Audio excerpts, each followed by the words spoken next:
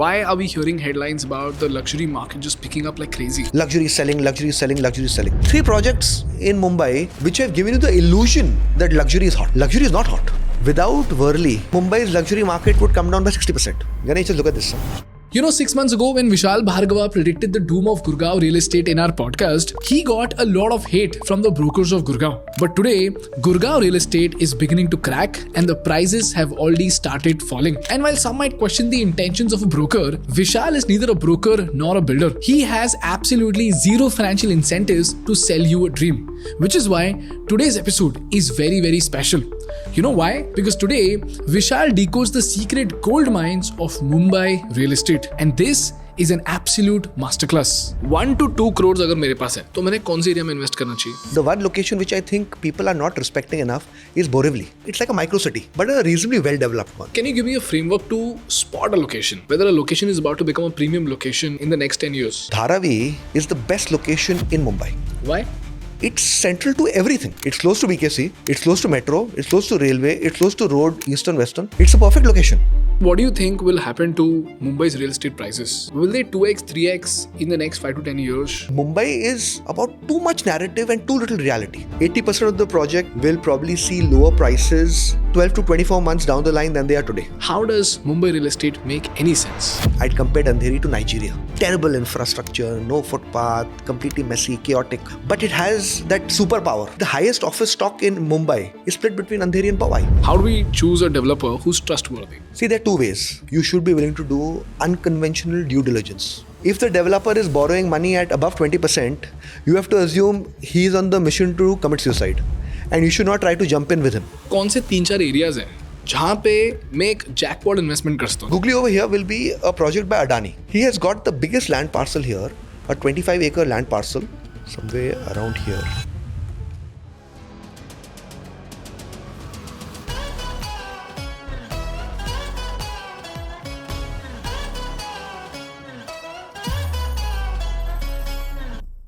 दोस्तों ये चैनल ज़ेरोदा और थिंक स्कूल का एक जॉइंट इनिशिएटिव है जिसके माध्यम से हम भारत को वर्ल्ड क्लास बिजनेस एजुकेशन देना चाहते हैं।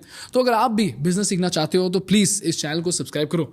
आपके लिए तो ये फ्री है लेकिन हमारे लिए ये बहुत बहुत ज़रूरी है। Hi Vishal sir, welcome to the Indian business podcast.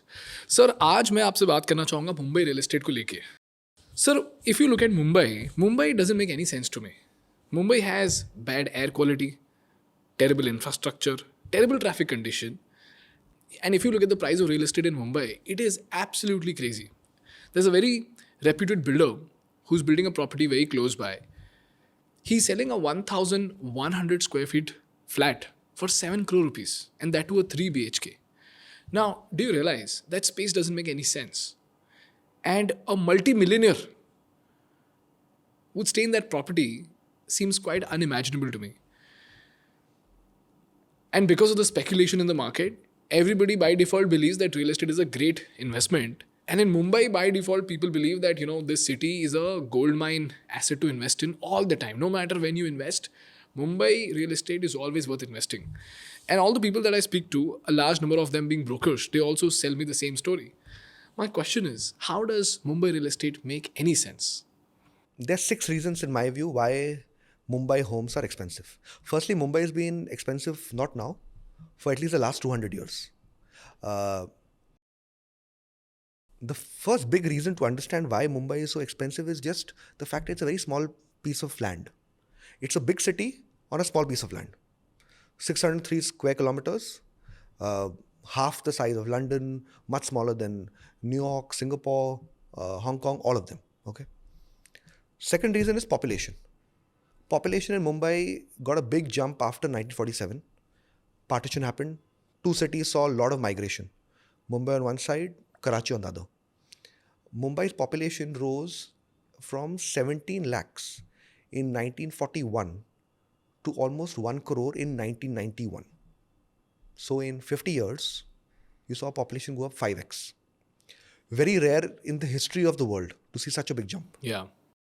Third thing is, while population matters, for a housing market, it's important how rich is the population. That's why high-paying jobs are critical. And Mumbai has had many high-paying industries throughout. From the stock market, to people who are doing land, to doing textiles, um, uh, Bollywood. All top conglomerates have their headquarters mostly in Mumbai. Same with banks. So you have a lot of people making wealth, which people want to then deploy it for a home over here only. That pushes up rates to a high level. The fourth reason is a self-goal, which is FSI. FSI in simple language is that low FSI allows you to make low height buildings. High FSI allows you to make tall buildings. At a simplistic level, it's not as simple, but I'm just simplifying it. In 1967, when our population was jumping every decade, we introduced a rule where FSI was capped at 1.33. Capped. 1.33 was the limit. So if you had 1,000 square feet land, you could build homes worth 1,330 square feet on that plot of land. Was there a particular reason for that? It was arbitrary in a way. At that point, there was no fundamental to it as such. It was just that one location, people saw 1.33, have it over there. They made it across Bombay 1.33. That's it. That's it. So that is when you saw the advent of buildings becoming very, very low rise. Otherwise, in that era, most of the world was doing 50 floor, 40 floor, 60 floor buildings. We were doing 5, 6 floors. So had they permitted an FSI of 5, 6 or 7, today Mumbai would have been a better place. They would have, yes. And the proof of the pudding in that is the Cuff Parade. Okay. Cuff Parade, Nariman Point. These are all areas built in the 1970s. And they were built as CBDs, business districts. For that, they allowed a FSI of 4, which is why the tallest buildings in Bombay and India came up there. Express Towers and the towers at Cuff Parade. If FSI was high then, we would have seen a very different skyline. And a lot of redevelopment that we see today would probably not have happened because the buildings would anyway be 30 floor tall. After FSI, the fifth reason is the charm, the glamour of staying on the seafront. If I ask you, Ganesh, where would you like to stay? You will most likely, unless you are really obsessed with your studio, which is possible. But if you are not, you will say, I would like to stay at Juhu Beach. I would like to stay at Carter Road, Bandstand. What happens is when there's a lot of wealth in one place and there are very few super addresses, people are willing to pay an obnoxious premium to get that because they know this is the only place. And once you stay over there and pay the high price, all the areas behind it also get re-rated in a way. Bandstand is 1 lakh per square feet. So the builder 2 rows behind Bandstand will say, "Okay, sir, I agree it's not Bandstand, but 1 lakh ke upar apply discount 30%, 70,000. And it goes backwards all the way. The last point is black money. See, black money drove Mumbai real estate to a large extent earlier. It was the easiest place to park money, lots of money with very little problem. Now, we must give credit that Mumbai is one of the few geographies where black money proportion is very little. Because government has also capped that. They have aligned government rates to market rates. Where earlier a home was of 2 crores, but the government minimum rate was 1 crore. So the guy with black money would say, okay, I'll pay 1 crore in check, 1 crore in cash. Now government has said, the government minimum rate for this location is 1.8 crore. So your maximum threshold you can do is, 20 lakhs. So compared to all other top cities, actually, if you ask me now, Mumbai is best placed in black money, but it set the base. And one thing about real estate is that once prices go to a certain level, to come down takes a lot of time and pain. Got it. But do you think this trend will continue? Will the prices in Mumbai skyrocket any further? See, skyrocket is all narrative, Ganesh. Just think of it. In 2012, 2013, we used to see apartments in Lower Parel priced at 50,000, 55,000 rupees per square feet. Today is 2026. The price is that much only, 60,000. Imagine over a 12 to 13 year period, in an area which is supposedly transformed, and it has, prices have barely inched forward. So this skyrocket thing is there in some markets, but very few markets. In the last 10, 15 years, nothing has skyrocketed in Mumbai. Just the narrative is there. And home in real estate, it's almost like psychological warfare. The seller has to convince the buyer that prices go up for the buyer to buy today. The moment the buyer stops believing the narrative, no, he will not buy. And when he does not buy, the price will automatically come down. So it's like the US dollar. Exactly. So it has that, reserve currency in a way you want to call it, property. But now most people, I think, have concluded also after being in the market for so long. You talk to any person who's bought a home, or most people in the last 10, 15 years, they will tell you the reality. This is mainly, narrative spin. The area will transform, metro will come, coastal road will come. Now, whether it comes, doesn't come, it gets factored in the price. And people who buy, they get invariably stuck. I don't know too many people who actually made money in the last 10, 12 years in real estate. If you bought even the last 4, 5 years after COVID, when rates fell, Mumbai is probably the worst performing market. The home in like a Thane, I'll give you an example, which is seeing a lot of migration, Thane. Okay, in 2021, it was 90 lakhs average home in 2021. Today it is 1.22 crore. That's like a 30% increase in 5 years. So it's more wealth preservation than wealth creation. Exactly. Now, will it continue? I think, right now Mumbai is in a very tricky spot, and it's, as you may have seen around you, we are seeing unprecedented supply. And that supply has not even hit the market, a lot of it. So, in this, and this is also classic, bull time, symptom. During booming times, everybody gets very enthusiastic about the future. So, they go in a rush to acquire land. After they go to acquire land, they have bought it at a very high rate because everybody is bidding for a piece of land. By the time they actually go to sell the apartment, the environment has changed. And you leave very little buffer for yourself to actually do price flexibility, because you have bought everything at a very high price. So in a way, you are competing high to acquire land, to acquire materials, to acquire contractors, which raises your costs higher.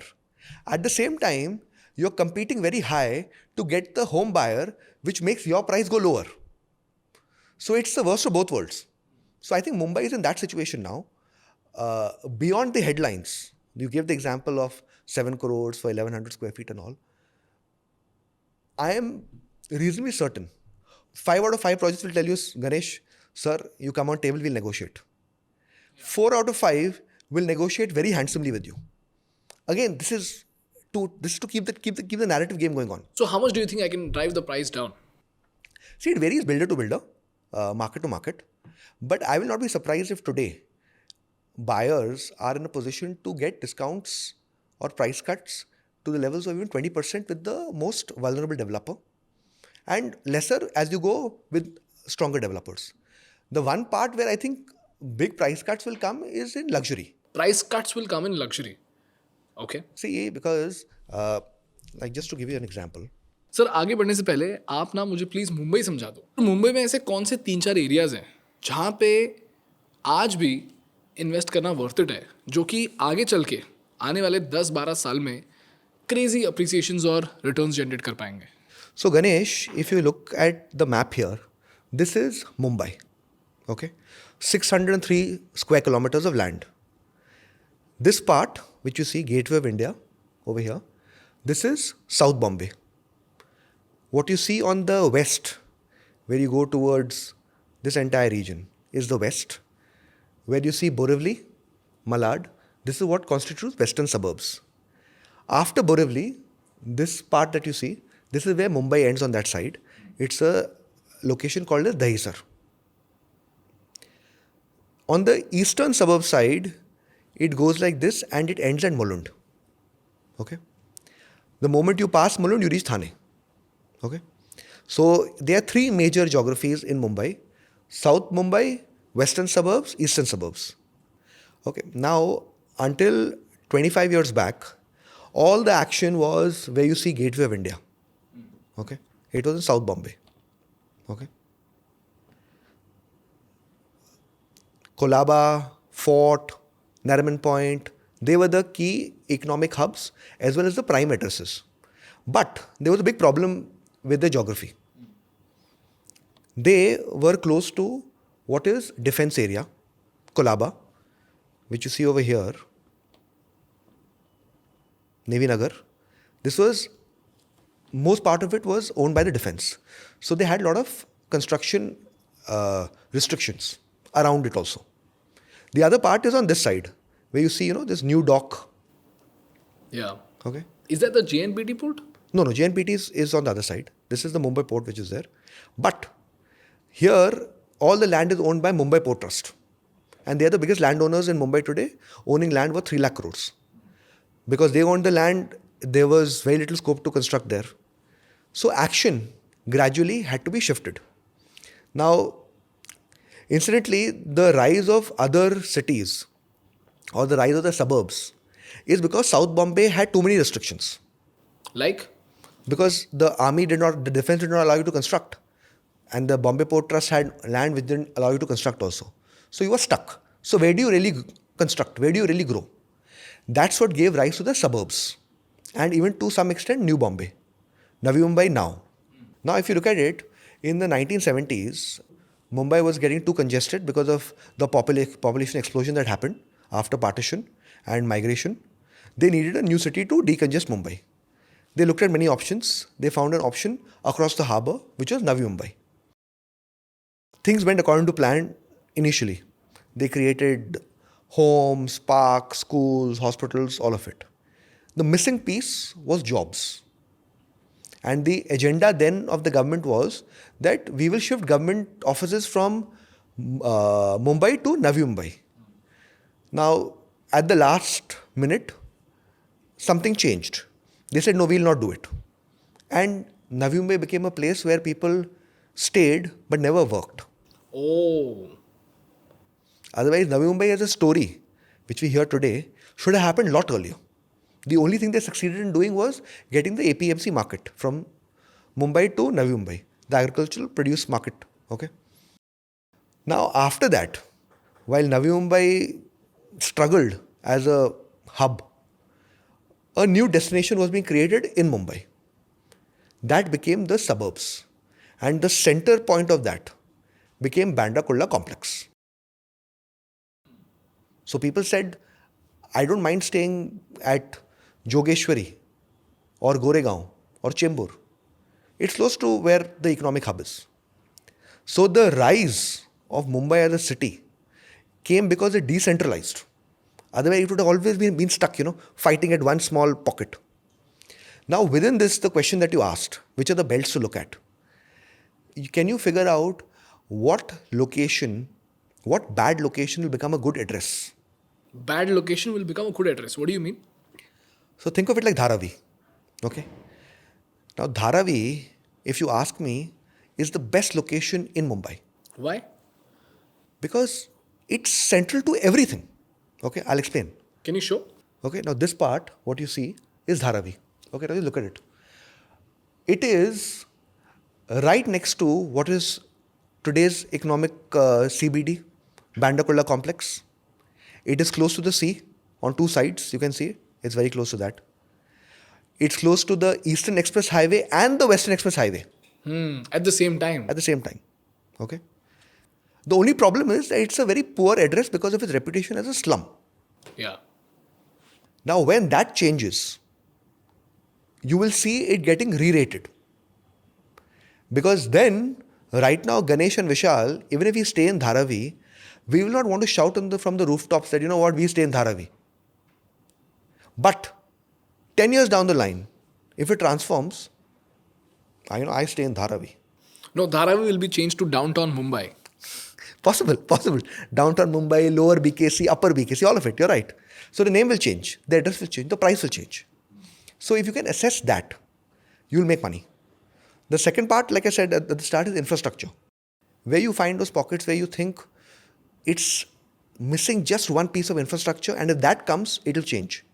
Which is that location in Mumbai? To me, at this point, that location within Mumbai is something like Mud Island. Okay, here they have, there's no boundary that they have over here. It's an island. How big is Mud Island? So again, the definition over here will also change because Mud Island is also, I think, got different boundaries. It was earlier an island. Within that, they've created many sub-islands in a way. Okay. Now, if you think of it, this location to reach Mud Island, Now I want to reach Mud Island over here, correct? I have come to western suburbs. Okay. Now there is just this one small jetty which connects Warsaw to Mud Island. Like this is that small. If you think of it, it is less than a 1 minute boat ride. But it's disconnected, because of which it gets a discount. Because people will not want to use the boat every day. In the monsoons, you can anyway not use the boat. So you get a discount because of that. Otherwise, the alternative is you take the road transport way, and the road from this is a very long drive. It's a full U-turn in a way you have to take to reach this place. So once this bridge gets built, this entire location will not have that connectivity disadvantage. And this area, in my view, will get re-rated. And this currently over here, it is a paradise for Bollywood actors. See a name also here, Bollywood stars. Okay. So in Mumbai, if you were to ask me two strategies, pick a location that is infrastructure deficient but will get solved, and pick a poor address which will become a good address. So how many such locations actually exist? One is Mud Island, the other is Dharavi, and I think Kurla. Kurla. Okay. Again, Kurla as a location, it's not an address, but it has very good connectivity to Bandra Kurla complex. In Mumbai, I've learned one thing, that people are not that stuck up about address if the proximity to the workplace is very strong. All it needs is good projects to come there, and it will slowly gentrify. That process has begun. Okay, think of it like a good example of address, a poor address turning to a good address, Lower Parel. 25 years back, it was all mill land. Nobody will say, I want to stay at Lower Parel. You had very small homes, bad, ugly buildings. Today, people want to say with pride, I stay at Lower Parel. Because it got transformed. But it had that one fundamental that was very clear with Lower Parel. It was a good location anyway. Like Dharavi, it was center. It was close to a railway station. You wanted to go to South Mumbai, you were there. You wanted to go to Bandra, you were there. So it was well positioned to gain from that. So Lower Parel is a proven story of a good location also becoming a good address. Dharavi will be the next. Kurla will not be to that same degree like Dharavi in my view, but it's still an underrated address in my view. Can you show me why Kurla is so critical? Now its key unique charm is what? From here, from Kurla, I can go to again both sides of Mumbai very easily. I can go towards the eastern side here very easily. It's in center. I can go to western, the Andheri belt, Borivali belt. At the same time, it's very close to the Bandra Kurla complex. Okay. Like if you just do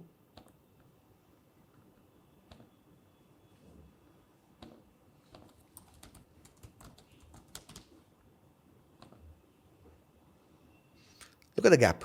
It's 2 kilometers to what is India's premier CBD. So many people will say, you know what? It's like the analogy I said of Bollywood actors doing with Mud Island, staying in Mud Island, but doing auditioning and roles in Warsaw. Same thing over here. A guy who doesn't earn that much money, stay in Kurla, work in Bandra Kurla complex, and you have railway connectivity, you have proximity to airport.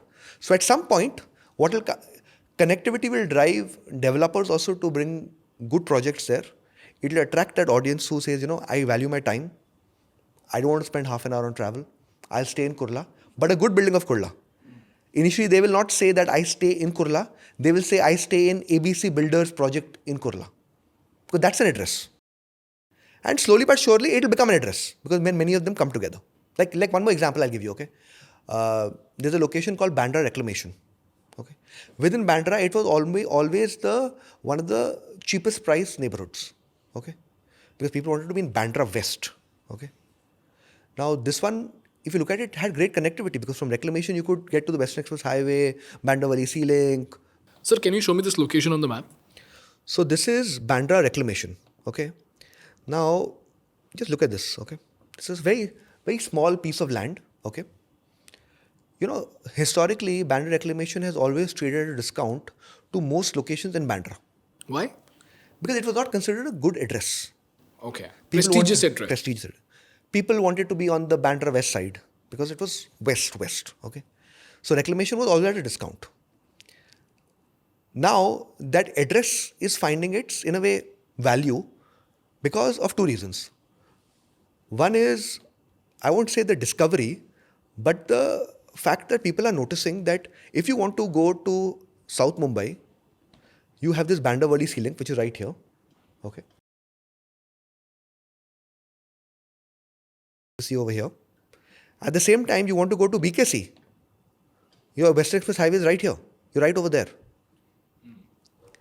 Now, what has come is this area is getting re-rated because now you are seeing a lot of redevelopment activity there where people are able to tell you that, boss, this is the area that is going to get transformed because a lot of good projects will come here.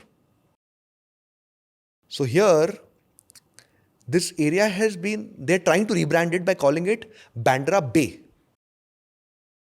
Okay, so they're trying to rename the location because Bandra Reclamation always had that lack of status in a way. So Bandra Bay, this is Bandra Bay, why? Because we're in front of the bay. And if you look at the map, you are in front of the bay, right? So you have the views, you have the connectivity, you have proximity to BKC, you have proximity to the airport, all of it sorted. So this is also one of those locations, in my view, which is considered an inferior address today, but 5 to 10 years from now will become a premium address. Whether its prices will match the top location, that's a separate matter. But I see it definitely growing because all of these things coming together and developers constructing new projects. And the googly over here will be a project by Adani. He has got the biggest land parcel here, a 25-acre land parcel, somewhere around here, okay, which you see. Okay. He's got 25 acres of land here where he can build like a mini township. Suddenly people who say, like you said at the start, Mumbai sucks because it's got bad traffic, roads are narrow. You want to be, the substitute to that is what? Let me be in a gated community where I don't see the real Mumbai in a way. So a lot of people from Bandra who would have never gone to Reclamation before will now say, you know what, instead of a standalone building in Bandra West, I'm getting a township experience here. Some people from Prabha Devi, from Mahim will say, let me go over here. So the catchment of the location is very wide. And with him, now many other developers are coming together. When developers come in a herd, so there's Adani, there's Hirandani, there are 2 or 3, there is Rustomji also, there is Oberoi. All of them will be over here. And in a way that will uplift the location because newer projects, newer marketing, they will ensure newer infrastructure gets built to support it. Got it. Understood. Sir अभी मुझे बताओ कि मेरे पास कितने पैसे होने चाहिए to make a reasonable investment in Mumbai real estate? See, 2 crores you should have, in my view. Okay. And कितने पैसों में मैं एक जैकपॉट इन्वेस्टमेंट कर सकता हूँ? जैसे महेश ने मुझे बताया कि मुंबई में एक sudden surge of luxury real estate हुआ था जिसकी वजह से लग्जरी प्रॉपर्टीज़ के भाव बहुत ज़्यादा बढ़ गए और उसका इम्पैक्ट जो है पूरे मार्केट पे हुआ है. तो 2 करोड़ से मैं स्टार्ट कर सकता हूँ, बट अभी इसको स्लैब में डिवाइड करते हैं. जैसे हमने लोकेशन को डिवाइड किया वैसे हम अभी इसको स्लैब में डिवाइड करते हैं इन टर्म्स ऑफ अफोर्डेबिलिटी. और फिर आप मुझे बताओ कि सबसे बड़ा अपॉर्चुनिटी कहाँ पर है. ठीक है, तो 2 करोड़ से हम स्टार्ट करते हैं. तो पहला स्लैब कहाँ से होगा 2 करोड़ से लेकर? You get below 2 crores also, homes, okay? So I don't want to say that somebody who does not have 2 crores cannot buy a home in Mumbai. There are ample options, okay? So I will break it down like this. 1 to 2 crores, 2 to 3 crores, 3 to 5 crores, and 5 crore to 10 crore. I'll break it down that way. बस 10 crores and beyond. Because see, beyond 10 crores, Ganesh, the thing is, headlines are a lot. Transactions are very few. अच्छा. Because it's, how many transactions happen in Mumbai beyond 50 crores, 100 crores? People keep saying, 100 crore homes are going.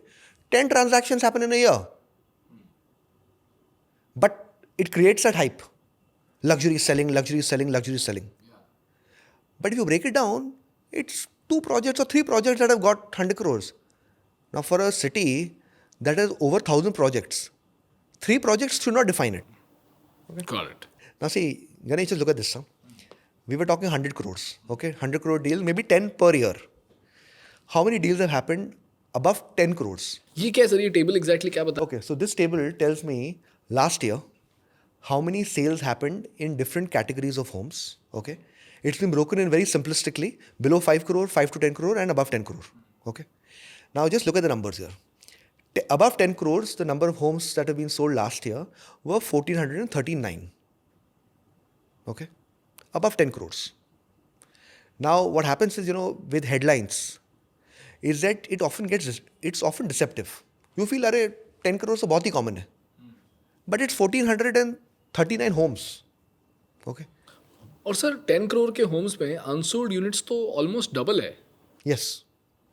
So see, what happens in a typical boom time environment, now, while there is a narrative which a common person also falls for, is that luxury is very hot, and they ask you the question, where is this money coming from? Who are these buyers who are buying so many homes?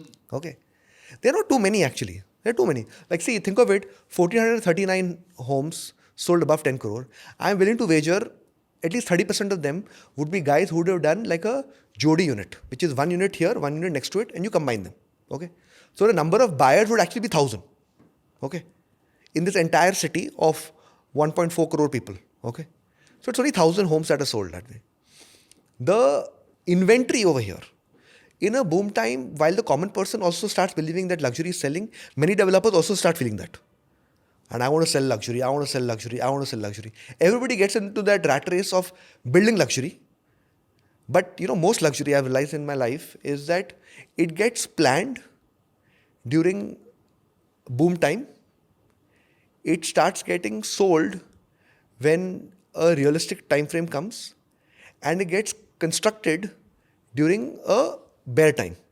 Okay. Can you give me an example? So think of it this way.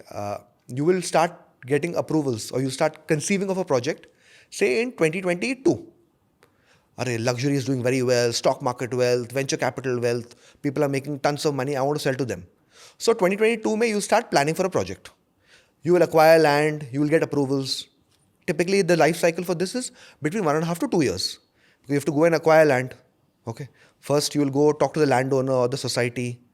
The bids will go. You will do it. Then you will get approvals. By the time it comes to 2024, 2025, the market becomes cool. You launch that time. Sales are not as per plan. Okay. And you actually start constructing after that. When the market is going to become even lesser in buoyancy. So you plan, envisage at boom time. You sell maybe at a 50-50 time, but you construct at a bear time. So that in a way becomes like the worst case scenario for everybody. Okay. Now 5 to 10 crores. A lot of people say, Mumbai mein 5 crore ke upar hi sab kuch hai. Okay, look at the numbers. 3,200 homes. So Mumbai is a story really, if you ask me, about too much narrative and too little reality. There is so much narrative that's behind it, no? And everybody loves to tom-tom it. Like how Gurgaon was doing 1-2 years back. Because everybody benefits, no? The consumer benefits because their property prices will go up. So they keep spreading the narrative. The builder benefits because he makes money. The broker benefits because he makes money. So everybody is benefiting through this. But it actually creates this, it takes you to the cliff. Because after a point, if you have put the narrative now, then you can't lower prices. Because the unspoken rule of Indian real estate is that home prices don't fall. So if you can't say it doesn't fall, but you still need to sell, how do you sell? You have to in a way do it through hush-hush corner, Rate yahan pe kam hai, I can get you a good deal. Only last 10 units, only last 10 units. Only for 5 units, discount. You keep doing this game, because you have to keep the narrative going that home prices never fall. At the same time, you have to sell. So Mumbai has been a victim of that before. Other cities will also become a victim of that soon. But the numbers are clear. But sir यहाँ पे opportunity कहाँ पर है? अगर इस slab को अगर देखें 5 करोड़ के नीचे, 5 से 10 करोड़ और 10 करोड़ के ऊपर, तो इस स्लैब को देखें कि आपके स्लैब को देखें? See, if you want the mightiest discounts, in my view, you look at where the maximum inventory is there. Okay? And by months to inventory. The months to inventory is a simple calculation wherein If you see the annual sales, break it down per month. Okay. So if this is 1439 sales for the full year, that means it's about 120 sales per month. You have got 3,600 units to be sold. So if no new launch happens from now, in 30 months, all the inventory will get drained out. Okay. The maximum discount in my view will come here. About 10 crores. Above 10 crore. Because that is where in luxury, people keep the highest margin for profit. Because they know it will not get sold quickly. Okay. At some point, people start thinking it will get sold easily. But the broad rule of luxury is that it gets sold closer to completion. Why? Because Ganesh, who makes 100 crores a year, will say, you know what, I don't mind paying 2 crores extra, but I want to see what I'm buying. The guy who buys under construction and early is the guy who's looking for a good deal. He can't afford to pay the higher price, so he buys at launch. The luxury buyer, and there are like 2 or 3 projects, right, which have made headlines. There is Oberoi 360 West, okay, at Worli. There is Raheja Artesia, also at Worli. And there is Naman Zana at Worli. These 3 are the guys who have got transactions of 100 crore and above, more or less. You know what's the similarity between all 3 of them? They all got sales only almost at completion or after completion. Got it. The record deal, which we saw, Naman Zana, that 630 crore deal, which was purchased, it is bought in a very unique property. But that has not become the benchmark. And every developer will try horse to every landowner to say, boss, don't expect the same rate for land keeping that price in mind, because that is not the price. That's one-off deal. So the maximum scope above 10 crore. Below 2 crore also you will see deals. We are in a season of sale, if you ask me, 26-27. तो अगर मैंने luxury purchase को time किया, उसको launch पे खरीदा, तो क्या मेरा अप्रिसिएशन बहुत ज़्यादा होगा?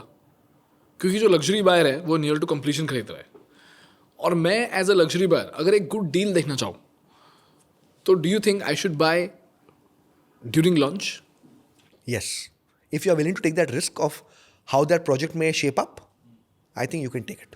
Sir, first let's understand all the slabs and list down the best areas to invest this money in, and then let's go deeper to understand why should we invest in this location, what's the thesis behind it. Okay, तो पहले हर slab के लिए आप मुझे location बता दो, उसके बाद हम डीप जाके ये देखेंगे कि उस लोकेशन में खास बात क्या है. Okay, so if you look at Mumbai in the map over here, if you want to buy something for 2 crores, this part, that is South Mumbai, you have little to no chance to do it. You have to come to the suburbs. Now, in Mumbai, the breakdown of locations is South Mumbai has the most expensive rates, then western suburbs, and thereafter eastern suburbs. Sir, why is western suburb fundamentally costlier than the eastern suburb? See, because western suburbs has been always a developed market for communities. The eastern side had more or less, in many parts of eastern side, there used to be a lot of industrial activity, a lot of factories. Got it. So like right now we are in Andheri. Andheri West is a developed market with communities, neighborhoods.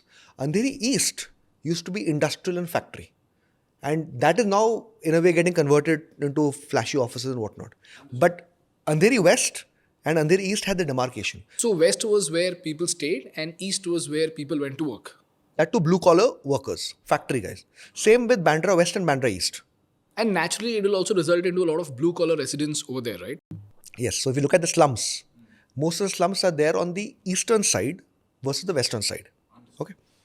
Now, if you go by that premise that South Mumbai has the highest rates, then western suburbs, then eastern suburbs, the easiest point to look for a 2 crore home is eastern suburbs. Within that, I will look for a location which is central. And for me at this point, the most central location which is underrated in a way is this one over here. Chembur. Okay. Now why? Okay. For that, let me just zoom out a bit from the map. Okay. This is Mumbai. Okay. It's a small, cute neighborhood, well connected to the major parts of Mumbai. Now, what do I mean by major parts? Okay. When somebody is staying anywhere, where all does he need to commute? One is he wants to be close to the central hubs of Mumbai. Now, this location, if you see, you're close to Bandra complex, and for that, the proof is just 7 kilometers. Oh, 15 minutes away from BKC. Yeah, today, of course, it's a holiday, so there's traffic. But even 15 minutes it will not become substantially higher than what we are talking. It is close to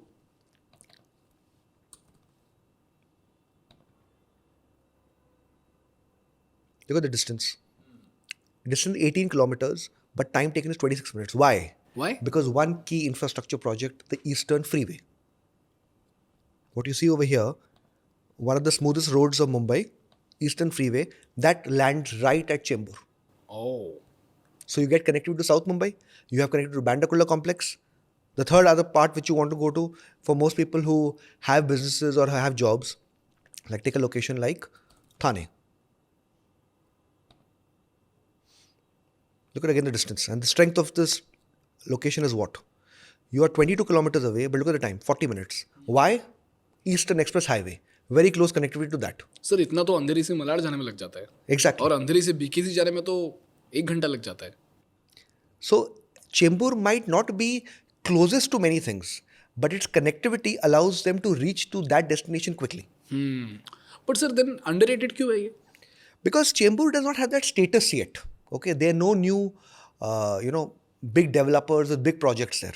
Now they've started, but for the longest time, despite it being a very well-connected area, there were all these small stories, local developers doing their thing. It was a self-sufficient market.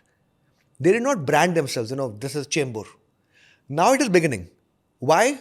Because developers have realized it's not a very fashionable address, but it's a great location. You can get to anywhere. Like here, if I want to do even...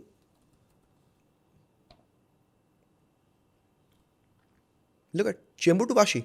Oh, Chembur to Navi Mumbai is only 22 minutes? Yes. I didn't know that. Now, again, it's a holiday, but 22 minutes on a regular working day will not be substantially higher.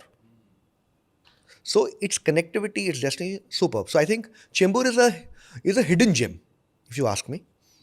And sir ये 2 करोड़ में क्या क्या मिलेगा? 1 BHK मिलेगा, 2 BHK मिलेगा? you will get a 2 BHK in Chembur in many parts, okay? Because if you do a 2 BHK of a size of, say, assuming 700 square feet also, which is very respectable in a market like Mumbai, 700 square feet into 30,000 per square feet, 2.1 crore, you're there. If you do smaller, it works. So below 2 crore, you have a host of opportunities in Chembur, okay? The other location where 2 crores will in a way work will be a Kurla. Again, like we discussed, the same strengths. Great location, bad address. Great location, bad address. Which means underrated. Underrated. If you're a bad address, but you're a good location, in a city like Mumbai, that bad address will become a good address. One day or the other. One day or other. Because the benefits are so high. People realize that converting the slum or these 5 ugly buildings into one fashionable gated complex can get demand. What about Dharavi for 2 crores? Dharavi, of course, you'll get. Dharavi, you'll definitely get. See, the thing is now, Dharavi transactions would have come to a limbo because of redevelopment happening by Adani. But if you had asked me earlier, in Dharavi, a lot of homes which at one point were illegal but are now legal, okay? You could have bought there. And now you get benefits under Adani's redevelopment plan. So, Dharavi, I'll put it this way. If Adani was to sell at 30 to 35,000 rupees per square feet, I will buy it. Because that location is ripe for transformation. On the western side, I would like locations like, I like Malad. As a neighborhood, Malad, for me, if your workplace is in the vicinity, again, very good, not great connectivity, but it has a USP in something else. Jobs, offices. Okay. So, just to give you a breakdown, why I think these locations will gain, office stock in Mumbai, just see the breakdown. Where are the offices? Andheri, Powai have 24 million square feet of offices. Next after that is Malad and Goregaon. So, if your workplace is in Malad or Goregaon, you are in that vicinity, you are self-sufficient. And there are still options of below 2 crores here. It may not be the greatest home, the biggest home, but it's an opportunity for you. And after that, the one location which I think people are not respecting enough is Borivali. मुझे बताओ कि बोरीविल में ऐसी क्या खास बात है? बोरीविल तो आउटस्कर्ट्स में है. See, it's on the outskirts, which is true, but as a neighborhood itself, it's a relatively planned neighborhood. It has its own, it's like a micro city, but a reasonably well developed one. It has the school, hospitals, homes, a big trading and business community stays there. And they want to be only in Borivali. Why? Because, once you have built your circuit, social circuit, you don't want to get out of there. One fun fact is that there is a building in Borivali that has prices of Malabar Hill. And all the wealthy of Borivali want to stay only there. So they want to upgrade, but for them, upgrading is not moving out of Borivali. It's moving into the most expensive building of Borivali. So Borivali is one of those undermentioned locations. Its connectivity, metro has now come into the fray. It's green, it's peaceful, it's close to the Sanjay Gandhi National Park.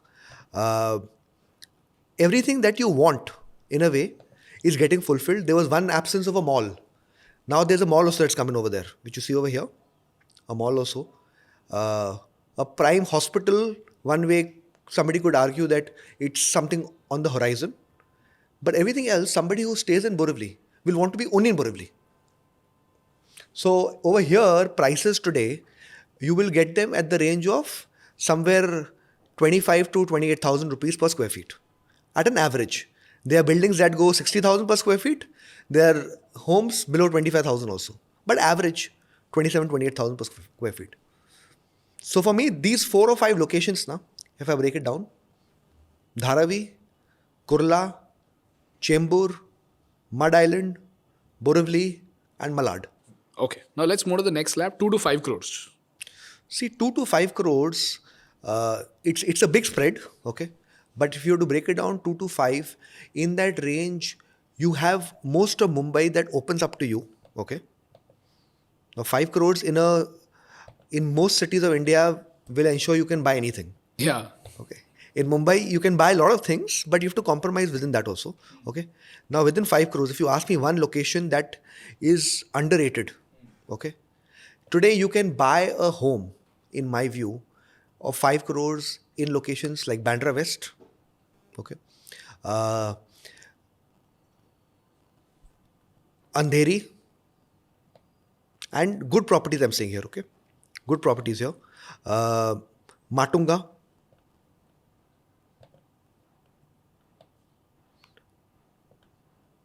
Kemp's Corner.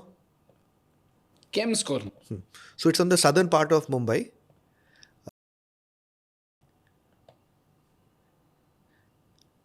And you will also, in fact, get options in markets like Parel.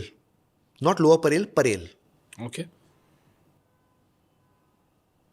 So to me, this is the belt where you can play 2 to 5 crores, get good addresses. However, one underrated location actually, since we're speaking about, is actually Mahim. Why? So Mahim is again that classic case of not a fashionable address, but a great location. Can you now, show why me? is it a great location? Now just look at this beauty. Okay. This is Mahim for you. You have Mahim Bay here. You are connected from here to go to Bandra. You take a left, you get to Bandra Worli Sea Link. You take a right, it goes to Western Express Highway towards the airport. You want to come to via metro connectivity, you have metro stations over there. It's close to in a way, the old center of Mumbai, which is Dadar. It's got schools, okay? Schools, sea, commute.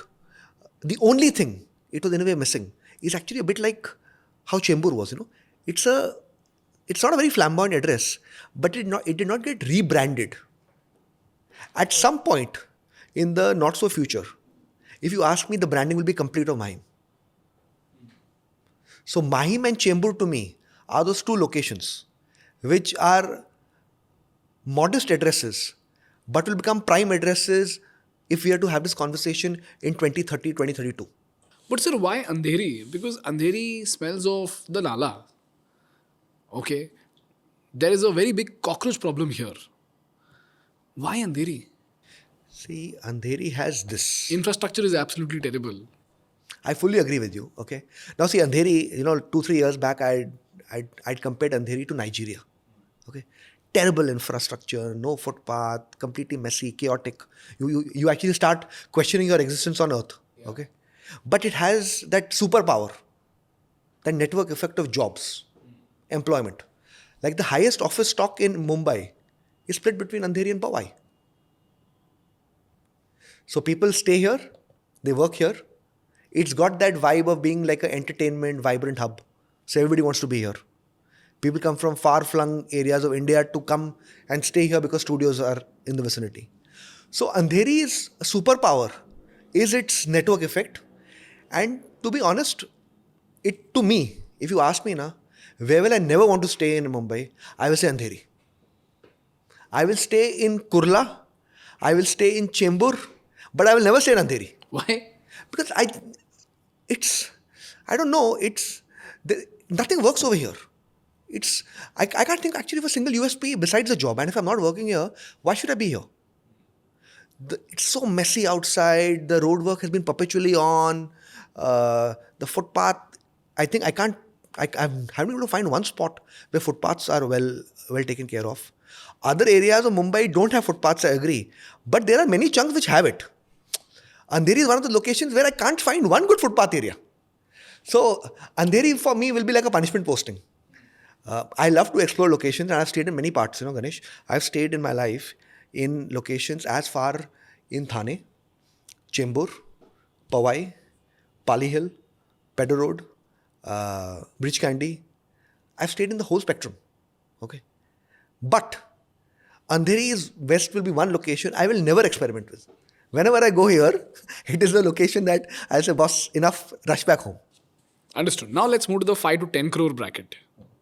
So between 2 to 5 crores, best locations to look out for are Bandra West, Andheri, Matunga, Kemps Corner and Parel. What about 5 to 10 crores? 5 to 10 crores, your spectrum becomes very wide, as you would expect. If you ask me 5 to 10 crores, a value purchase today, okay, value purchase, will be a location like Cuff Parade. Cuff Parade? Yes. Why? See, Cuff Parade is here. We're talking in terms of appreciation value, right, sir? Appreciation value.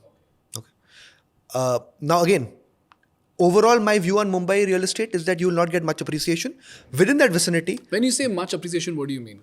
See, Mumbai is in that zone where you will now at best get, in a good year, you will see appreciation of 10%. Okay. Most of them will see below 5% or even lesser. And the true test in real estate of your strength of your investment is when you realize the value of a home only after trying to sell it. Not what your broker tells you your value. Tell him I want to sell it. Now tell me. Because what the broker tells you is the value of your apartment, and what is the true value of your apartment if you tell him to sell can be widely divergent. Understood. Okay. And the only thing tougher than buying a home is actually selling a home. So you'll get that test there. Okay. So Cuff Parade for me, if you look at this neighborhood, okay. Once upon a time, it was super prime. Okay. Why? Close to South Mumbai, the major parts, Nariman Point, Fort, etc. Okay. Then it got its importance receded as the Mumbai went northwards towards BKC. Okay.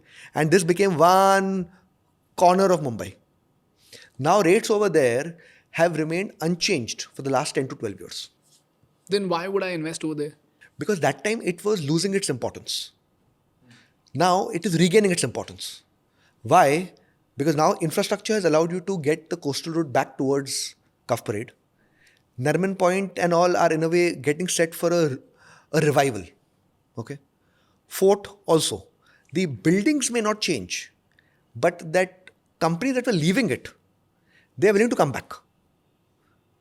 I think so. Cuff Parade will become a good address. Okay. Will become a good address to put money in. And they have good residential options there. Okay. 5 to 10 crores, host of options.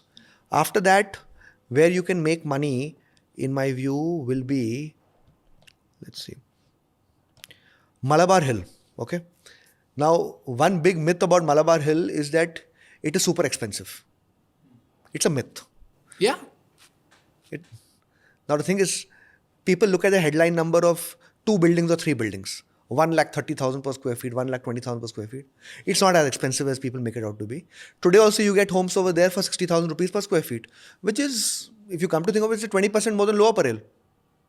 It's an old building, but the play in Malabar Hill, according to me, is redevelopment.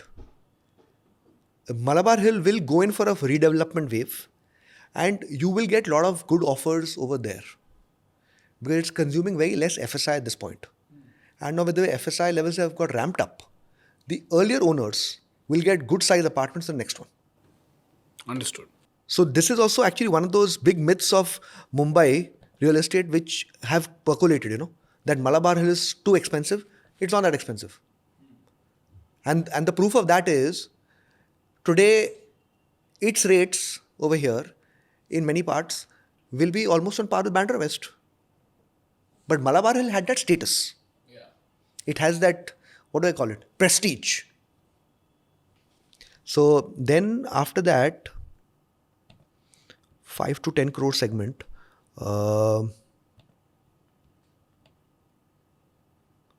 if you get a good opportunity in Bandra West good project, where I think you will get good opportunity in the next 2 years to buy. Why?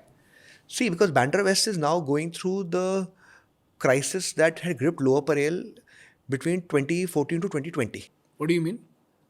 It means that there is too much luxury in one micro market that cannot absorb it. Okay. The luxury, if you do in mass volume, you will always have a struggle to sell it. Lower Parel worked with that scenario. No, everybody will come to here only. Every apartment over 5 crores, 7 crores. It didn't work, and it went through a brutal pain period for 6 to 7 years.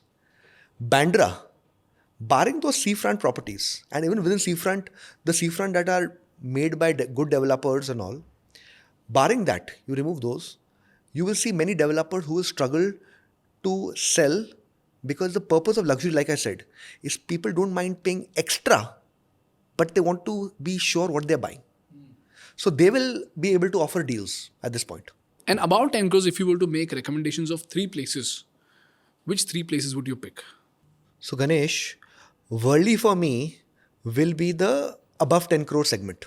Okay. Why? See, because Worli is the new Malabar Hill. By 2030, Worli would have comprehensively beaten Malabar Hill to be the top location of Mumbai. And this is after Malabar Hill ruling the roost for almost 150 years. It's been king for 150 years.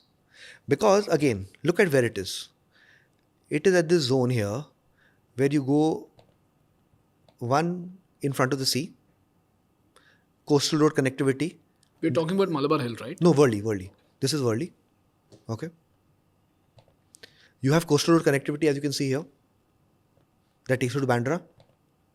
At the same time, you have the coastal road that takes you to Narman Point, to Marine Drive. So your road connectivity is sorted to on both ends. The third end, which is supposed to be that Shivri-Worli connector, which will take you to New Bombay, that will also get sorted with this. So road connectivity fully done. Above that, it has great social infra. You have your malls, all close by. You have the largest open spaces, the 2 of them, the Coastal Road Promenade and the Mahalakshmi Race Course close by. It has a sea. So there is nothing today that Worli does not have. The only thing, in a way, if somebody was to say is that it doesn't have newer buildings which are also being addressed now. Because most of the buildings of Worli are the ones that were built historically. Newer buildings are coming in a big way now by top developers. Okay. Until now, we figured out which are the most underrated locations in Mumbai. We've also figured out, according to the ticket size, which locations are best to invest. Now let's come to the last part. How do we choose a developer who's trustworthy? See, there are 2 ways. And I'm a big believer that if you're putting such a big amount of money on the table, you should be willing to do unconventional due diligence. Unconventional due diligence. Okay, I like that. Go on. So the first way is that while you listen to everybody about a particular developer, there is no substitute for you actually going and checking his credentials. And surprisingly, Real estate is the only industry where there is no insider information needed to know who's the right guy. You don't need to be an insider. What do you need to do? You need to ensure that you go and visit that guy's previous 5 projects and see their quality and talk to the people living there.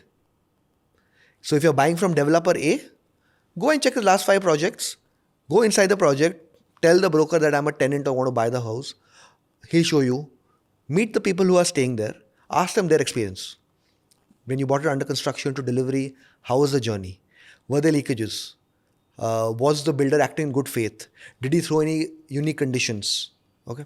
Second way, again, a public document, the legal agreement. A legal agreement between the builder and buyer can tell you a lot more about the intent of the builder than anything else. For example? Example, there's one clause. It's one of the strangest clauses I've read in my life, where a prime Mumbai developer tells every buyer that you are buying a home with me, but in case of any construction defect in the apartment, you and me both have to go to the contractor to ask him to fix it. So he is in a way making you his part-time builder or part-time assistant in fixing the issue when it's supposed to be his responsibility. And this is a top-tier Mumbai developer. But it tells you the intent that he says, you know what, whatever happens to the apartment, don't blame me. Similar thing, which actually I think I'm surprised how it was even legal, where a developer tells you, I'm selling you an apartment. You can't sell it up to a particular date, okay? And even after that date, you cannot sell at a price below X number, okay? So think of it this way. You have bought a home, say for 3 crore. He tells you, you can't sell the home below 3.5 crore. You say, okay, fine, get me a buyer for 3.5 crores. But there's a problem. Nobody in the market is willing to pay 3.5 crores. So what do? You're stuck. But those are clauses that are actually there in the agreement. Is that even legal? I don't think it's legal. I'm sure somebody must have filed a case that we are not aware of. But it's basically, you're holding the buyer captive. So he's introduced his own ready reckoner rate. That below this, you cannot sell. I've heard of cases where a buyer has done, 3 crores he's bought the apartment. The builder says the cost of the apartment is 3.5 crores. You cannot sell below that. He sells the home for actually 3.25 crore. Okay. He returns 25 lakhs to the buyer. So he tells the buyer, you give me 3.5 crores to fulfill this condition. The market rate is 3.25 crores, I agree. I will return back 25 lakhs to you. Because that is the only way to bypass it. So the legal agreement, again, publicly available on the RERA website of that project. Okay. Third thing, you have to know that you do not know enough due diligence about his financials. Sorry, third thing is? As a common home buyer, you do not have enough due diligence on the capital strength of the builder. Correct. So how do you know that? You go to the person who has lent him money. Bank, NBFC, whoever it is, okay? And try to gauge what is the cost of money he is borrowing from that lender. How do you do that? This will be market intelligence. Okay. In this also there are 2 categories. One is an NBFC. Other is a bank. Now the NBFCs have a more flexible environment to lend to developers. Okay. They lend to developers even below a certain grade, while banks are more stringent. So if an NBFC has lent to a developer, you should assume that he is not the most credit-worthy developer. Secondly, you should also know within that, what rate is he borrowing at? Because the lender is charging him an interest rate based on the risk that he perceives the builder to be. So use his due diligence to factor in how much you should trust him. So how much interest rate is healthy? See, if you get it at this point below 12%, 13% is good, is okay. If the developer is borrowing money at above 20%, you have to assume he is on the mission to commit suicide. And you should not try to jump in with him. So those 3 unconventional ways, you figure out from him his last few track record delivery, the legal agreement that he has, and third, his financials. Sir, my last question to you is, considering the prices in Mumbai right now, sir, what do you think will happen to Mumbai's real estate prices? Will they 2x, 3x in the next 5 to 10 years, or how is it going to span out?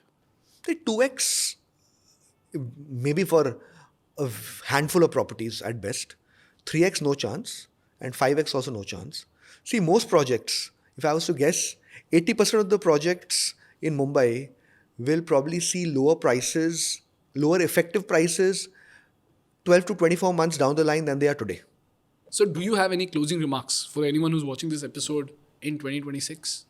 Just my closing remarks will be that buy smart, buy patiently, don't get carried away by the hype.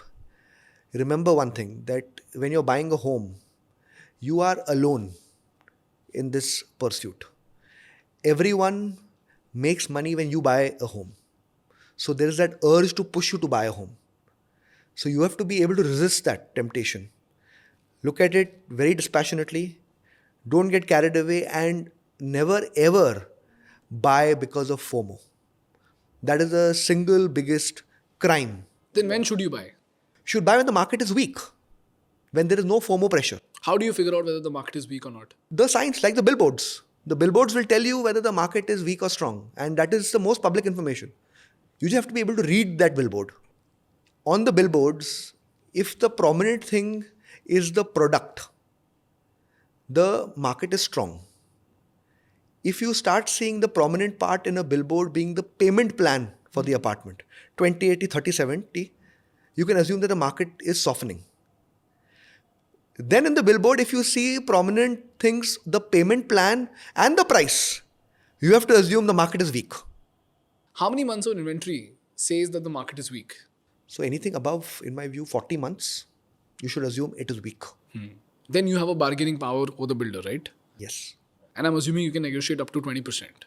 20% with the most vulnerable guys, yes. Or depending on the starting point of the developer. Because one thing I've noticed in luxury is that everybody is in Mumbai has started out with these fanciful notions of, I'll sell at 1 lakh rupees per square feet. It's become like a very easy rate to even say. 5 years back, people used to hesitate to say, 1 lakh per square feet. Now everybody is saying 1 lakh per square feet. But it's not transacting at 1 lakh per square feet. So people have to walk back. The discount is where you see between 1 lakh to suppose 70,000. The broker might tell you it's a 30% discount, but it's not, because 1 lakh was never the real price. It was a hopeful price. That's like saying tomorrow a builder will say 2 lakh rupees per square feet and then bring it down to 60,000. He's not giving you a 70% discount, because the 2 lakh price was never a real price. Understood. Thank you so much, sir. I'll quickly summarize all the learnings from this podcast, and as usual, you can give me corrections if there are any. Firstly, we discussed why are the prices in Mumbai so high? And you mentioned 6 reasons. Firstly, the area of Mumbai is too small. It's only 603 square kilometer as compared to the population. It's 50% smaller than London and New York, 20 to 30% smaller than Singapore. The population of Mumbai drastically increased from 1947 to 1991, resulting into both the boom of the population and real estate. From 1947 to 1991, the population went from 17 lakhs to 99 lakhs. And this is what triggered the real estate prices. Thirdly, Mumbai has high-paying jobs, and it has had high-paying jobs for the longest time, ever since the stock market, Bollywood, banks, and textile industries existed in Mumbai.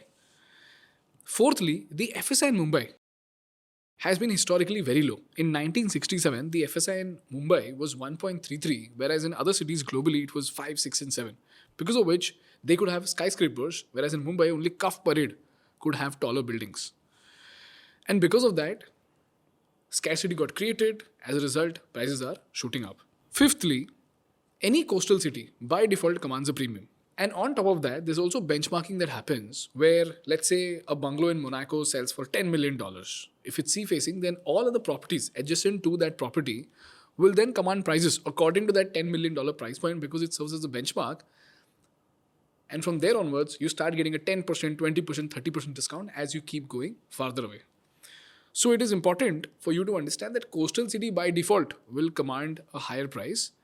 And if you have all the other parameters set, which is less area, very high population, high paying jobs, along with a lower FSI, then all these factors of scarcity by default will push the prices higher.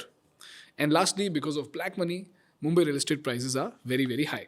Then we try to understand Mumbai very well, and here's why you divided Mumbai into 3 zones: Western suburbs, Eastern suburbs, and South Mumbai.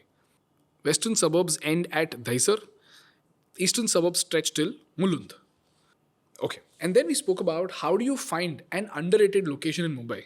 And you mentioned that the underrated location will be a function of infrastructure, migration, bad address, but good location.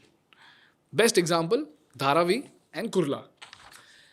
Dharavi has proximity to hotspot, BKC, and it has the potential to become the hotspot, just like BKC. And the missing link is good infrastructure. It is a bad address because today nobody would want to say that I live in Dharavi. Doesn't have that Malabar Hill prestige value, but it is a great location. It literally is right now at the center of the city.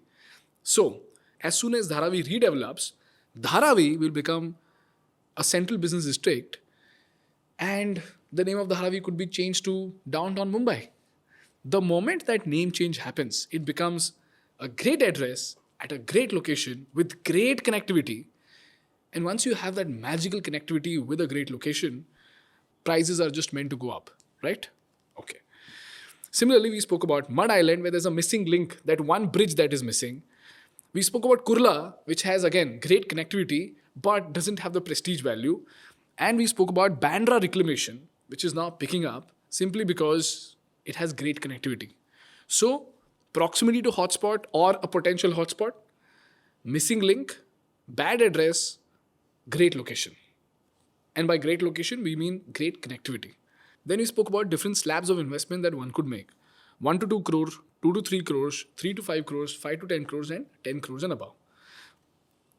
For about 2 crores, you could find a great property in Borivali, Chembur, Malad, Dharavi, and Kurla. For 2 to 5 crores, you could find a decent property in Bandra West, Andheri, Matunga, Kem's Corner, and Parel. By the way, Sir's confession is that he will never stay in Andheri because nothing works over here, so be careful. But at this price point, you can definitely find a property. Between 5 to 10 crores, you could find a property in Cuff Parade, Malabar Hill, and Bandra West. And for 10 crores and above, you mentioned Worli. And the reason why Worli will become the Malabar Hill of 2020s and 30s in Mumbai is because of multiple reasons. Coastal road, open spaces, great connectivity, but it lacks new buildings. But the moment new buildings pop up, it becomes the perfect location, which is sea-facing as well, to then become the Malabar Hill of Mumbai. And then we spoke about how do we choose the right developer. You have to do unconventional due diligence, which is again a function of 3 things: checking the credential of the builder, the legal agreement from the RERA website, and capital strength. The way to assess capital strength would be to check where exactly is the builder borrowing from. If he's borrowing from NBFC, the chances of it being a risky investment is very high. If he is borrowing from SBI, then it's bound to be safer because SBI conducts due diligence very thoroughly. And within NBFC also, if you can figure out through intelligence at what rate he's borrowing, you'll be able to figure out whether that builder is worth trusting or not. If the interest rate is about 20%, you are signing up for a disaster. If it's less than 12%, it's decent. If it's from a bank and less than 10%, it's safe. And like you mentioned, and lastly, do not buy a property because of FOMO. Buy a property when you're ready. Buy a property at a great location with a great layout, and buy a property that people would love to buy. Not a property that you think is a great investment, right? Buy a property for the right reasons. Buy a property for the right reasons. Is that correct? Does that sum up our conversation, sir? Absolutely, absolutely. Thank you so much, sir. Thank you so much. Thank you, Ganesh.